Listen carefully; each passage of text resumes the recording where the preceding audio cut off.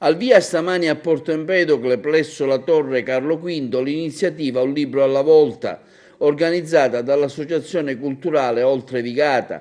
A tagliare il nastro il sindaco di Porto Empedocle, Ida Carmina, accompagnata dal vicecomandante della Capitaneria di Porto, Daniele Governale, e il responsabile dell'associazione, Danilo Verruso. Una 3 giorni che vede un ricco programma di eventi culturali. Stamani il concorso fotografico Mare di Scatti, domani incontro con lo scrittore Gaetano Savatteri, domenica anche la presenza di Fabio Pizzuto, il Catarella del giovane Montalbano. Sì, sono 3 giorni di eventi culturali intensi, il programma è molto ricco.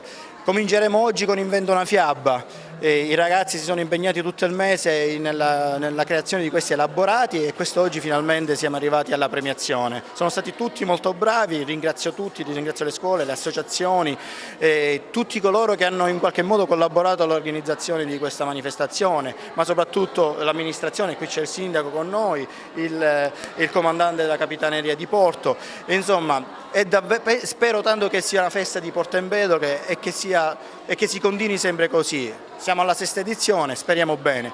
Per tutto il resto, domani vi invito al convegno, alla presentazione del libro di Gaetano Savatteri con Taglia Lavoro e domenica percorsi d'inchiostro e alla fine chiuderemo la fiera con Fabrizio Pizzuto, il Catarella del commissario giovane. Quest'anno però per la prima volta abbiamo coinvolto e abbiamo consentito che la fiera si svolgesse all'interno della Torre di Carlo V, che da luogo di guerra, di carcerazione, è veramente diventato il simbolo di una città che va verso l'arte, verso la cultura, aperta ai cittadini e a tutti i contributi culturali, perché abbiamo fatto moltissimi eventi e lo abbiamo dato alla città proprio a questo fine. Infatti è animato, c'erano ragazzi che non erano mai stati alla Torre di Carlo V, ci hanno detto, e invece è il simbolo di questo paese, Marlo mori quamme fedari, meglio morire piuttosto che perdere la dignità, e noi vogliamo che proprio gli empedoclini se ne riapproprino.